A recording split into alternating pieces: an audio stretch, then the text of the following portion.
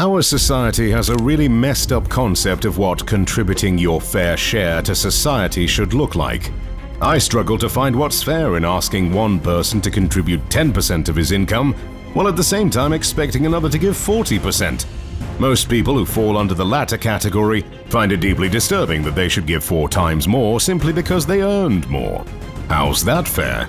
Naturally, the richest of the rich have found numerous loopholes to hide their money and avoid paying taxes on them. So, here's how they do it. In all honesty, taxes are a good thing. Though no one wants to pay anything to the government, this money actually makes our communities work. They fund the schools, police, and other public services that otherwise would have to become privatized. Well, you don't need an example to know that privatizing law enforcement, the judicial system, and medical care would be disastrous. Oh, wait. We actually have that last one. Still, call me a rotten communist, but some public services have to remain, well, public. And while fair taxation is perfectly fine to keep your society running, the system that's enforced on us is essentially flawed. The taxation process as a whole has become a cruel maze. From the straightforward 1040EZ to the mind-boggling Schedule K1, the assortment of forms can leave even the most experienced taxpayer scratching their head. It's like trying to find your way through a hall of mirrors, with each turn leading to more confusion. Moreover, who doesn't like a good puzzle? The US tax system deductions provide just that. From the classic, "Can I deduct my pet as a dependent?" to the ever-controversial, "Are my yoga pants a legitimate business expense?" Taxpayers often find themselves on an amusing quest for tax-saving treasure. Today, paying your taxes is more like a boxing match. Towards the deadline, you simply try to avoid a direct punch from the IRS due to some unforeseen mistake. There's nothing quite like that adrenaline rush as we scramble to gather our paperwork at the 11th hour. Maybe we need to add a little drama to our lives, but the IRS sure knows how to keep us on our toes. And while the rich and powerful are exempt from this stress simply because they pay a lot of money to accountants who deal with their taxes, at the end of the day, they are the ones that have the short end of the stick. For example, if you earn over $1 million a year, you must pay a tax of $370,000. At the same time, someone who makes $15,000 a year will pay only $1,500 to the government. 90% of Americans will pay less than $5,000 in taxes. The top 10% on average will pay $33K, while the top 5%ers will contribute $120K. If you're a 1%er, you've drawn the short stick when it comes to taxes. You will pay 37% of your income, which at the bare minimum will account for about $300K annually. It would be fine if your vote had more influence on what this money would be spent on. Unfortunately, as the majority rules, you have little to no say in this matter. Thus, you end up paying for absurd projects like spending $518,000 annually on studying how cocaine affects sexual behavior of Japanese quails. That's not a metaphor, this is an actual governmental expenditure. So, unsurprisingly, the rich people are not too eager to give their so-called fair share to the government. Thus, their expensive accounts have created various methods to hide away their money, both legally and illegally. Let's start with what's legal. First things first, let's make one thing clear from the very get-go. Tax avoidance and tax evasion are as different as night and day. Tax evasion is the black sheep of the family, a crime that involves deception and concealment to avoid paying taxes. On the other hand, tax avoidance is the wise elder sibling seeking to legally minimize taxes through strategic planning. And while we will certainly explore the darker path in a bit, for now, let's stick to the light side of the law. The ultra-rich know that tax planning is essential to the labyrinth of the tax code.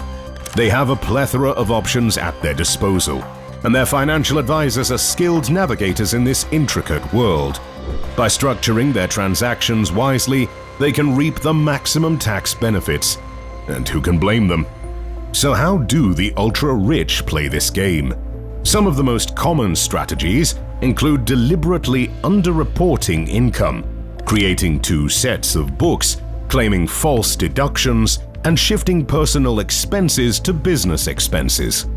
It's a delicate dance that requires careful record-keeping and adherence to the letter of the law. But let's not forget, tax avoidance isn't just about hiding income and inflating expenses, it's also about making strategic choices to minimize taxes, such as choosing the right business structure, managing the timing of income and expenses, and claiming eligible tax credits. The ultra-rich are masters of these maneuvers. They know the rules inside and out when it comes to deductions and credits. They understand that tax credits are like magic potions that reduce their tax bills dollar for dollar, while deductions depend on their tax brackets. So, they always aim for credits when available, like a wizard choosing the most potent spell for the task at hand. Another trick up their sleeve is controlling the timing of income and deductions. They skillfully defer income to the next year, when they will be in a lower tax bracket, or accelerate deductions into the current year, when they're in a higher bracket. It's like conducting an orchestra, ensuring that every note plays at the perfect moment. And let's not forget about their contrarian tactics. When they know they'll be in a higher tax bracket next year, or tax rates will increase, they do the opposite, accelerate income and delay deductions. It's like playing chess, anticipating the moves of the tax code and adjusting their strategy accordingly. But tax planning for the ultra-rich is not all roses and champagne. The IRS keeps a keen eye on related transactions, especially between family members and close business associates. It's like playing a poker game, where they must tread carefully to avoid suspicion of tax-shifting shenanigans. In the end, the ultra-rich are a league of their own when it comes to tax avoidance and planning. They have the means and the smarts to navigate the tax labyrinth like seasoned adventurers, finding the hidden treasures of tax savings. And while we may look upon their financial prowess with admiration or envy, we must remember that tax avoidance, when done legally and ethically, is a wise move for anyone, rich or not. Still, when the legal way doesn't work, there are always shell companies, offshore accounts, and tax havens.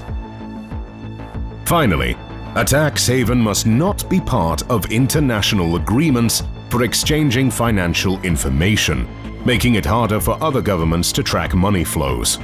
These are the tax havens you'd want to do your business in. For example, Liechtenstein is well known for its low income tax. However, as part of the European Economic Area, Liechtenstein has agreed to disclose some financial information with its partners. On the other hand, Nauru, the third smallest country in the world, has no such obligations to anyone. Thus, Liechtenstein is considered a legal tax haven, while Nauru is often blacklisted as a money laundering destination. While shell companies are typically associated with the Nauru-like country tax havens, in the Liechtenstein types of tax havens, the wealthiest people most often open offshore accounts. At first glance, a shell company might seem like a legitimate business, with a fancy name and official-sounding registration. However, its true purpose often differs from what meets the eye. Unlike traditional businesses that engage in active operations, a shell company exists merely as a hollow shell, devoid of any substantial business activity. The primary function of a shell company is to serve as a vessel for financial transactions, and more importantly, to obscure the true ownership and origin of funds. With their complex web of directors, shareholders, and registered agents, shell companies act as the perfect shroud for concealing the identity of the individuals or entities behind them. For the ultra-rich looking to lower their taxes or engage in less savory financial practices, shell companies offer a playground of possibilities. One of the primary uses of shell companies is to facilitate tax evasion and money laundering. By funneling money through a series of these entities, the trail becomes increasingly convoluted, making it challenging for authorities to trace the funds back to their true source. Another trick up the sleeves of the wealthy involves using shell companies for asset protection. When you have substantial wealth, lawsuits and creditor threats become commonplace. But by placing assets under the name of a shell company, billionaires can create a buffer between themselves and any potential legal actions, making it more difficult for claimants to seize their prized possessions. However, the allure of shell companies lies in their potential for mischief. Tax havens around the world often host a significant number of these entities, catering to the ultra-rich who seek to exploit the gray areas of the law. One of the classic maneuvers employed by the ultra-rich is the infamous offshore tax havens. These are like secret islands where money hides from the taxman. As the saying goes, if you can't beat them, join them. And if you can't join them, hide your money where they can't find it. While it's true that some offshore tax havens are entirely legal, some billionaires have been known to navigate the gray areas, causing the occasional eyebrow to rise. After all, what's a little moral ambiguity when you can save a few million? Tax havens are jurisdictions or countries that offer favorable tax regulations and financial secrecy to attract individuals and businesses seeking to reduce their tax burdens. These places often have low or zero tax rates on certain types of income or transactions, making them attractive destinations for ultra-rich and multinational corporations. The allure of tax havens lies in their ability to help individuals and companies legally minimize their tax liabilities. By routing funds through these jurisdictions, taxpayers can take advantage of lenient tax laws and enjoy reduced tax rates on their earnings or investments. For a tax haven to be considered as such, it must have four main characteristics.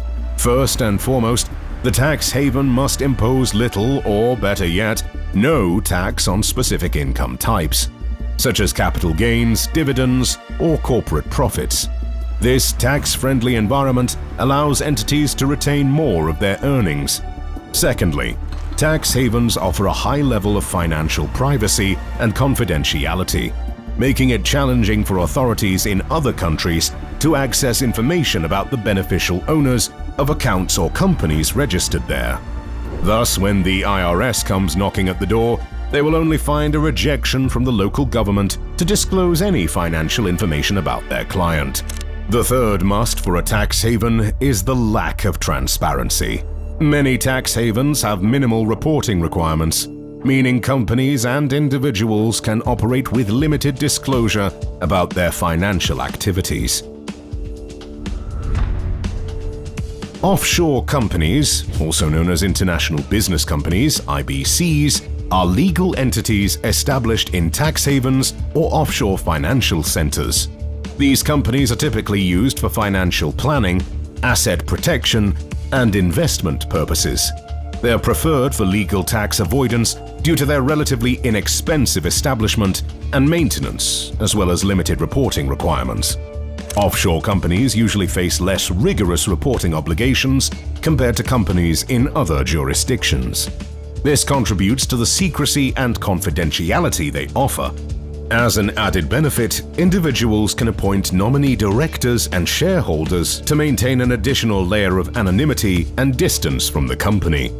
Both tax havens and offshore companies serve legitimate purposes, such as facilitating international trade, protecting assets, and enabling cross-border investments. Multinational corporations may use them to optimize their global operations and reduce tax liabilities legally. That's the beauty of it. By obscuring the true ownership of assets and income, one can easily avoid paying what the 90% call fair share. And while the international community is acting as if they're trying to make a change, with the outing of the Panama Papers, it became clear that those in power also keep their money in offshore accounts in tax havens. So if you think something's going to change soon, well, good luck. And while offshores are the latest hit amidst the ultra-rich, There are other ways to deal with the annoying taxes. We can't forget about the ingenious art of transfer pricing when it comes to barely legal or illegal ways to make your taxes as small as possible. Imagine a company operating in multiple countries. Now, they could employ a team of experts to manage their finances legally, but where's the fun? Instead, they have a division of financial entities that shuffle money across borders like a game of financial hide-and-seek. One moment, the money is in a tax-friendly country, and the next it's magically disappeared to another. Poof! Taxes are gone, but the illusion of legality remains. Some tax-savvy billionaires also find refuge in trust funds. Now, these aren't your average piggy banks that parents set up for their kids. We're talking about complex legal structures that resemble mazes built to confuse even the most persistent tax investigator. The ultra-rich can squirrel away money in these funds, ensuring that their wealth remains shielded from the taxman's prying eyes for generations to come. Then there's the art of claiming business expenses that defy all rationality. A billionaire might argue that their lavish vacation to an exotic island was a business trip to seek inspiration for their next venture. The truth is that some wealthy individuals have mastered the art of transforming their personal indulgences into legitimate business deductions, ultimately lowering their taxable income. Who knew that sunbathing and sipping cocktails could be so business-savvy? And let's not forget the proverbial loophole surfing. Our beloved billionaires have a knack for diving headfirst into the rabbit holes of tax codes, emerging with treasures of deductions that even the most astute tax advisors would miss. It's almost like they have a personal tax code decoder ring that unlocks secret doors to tax savings. Do you feel disgusted by how the rich avoid taxation? Well, what do you expect when you ask for half of their money? One does not become Genghis Khan rich by giving half of what he earns to someone else. Care to learn more about the richest people in history like Genghis Khan? Click on the video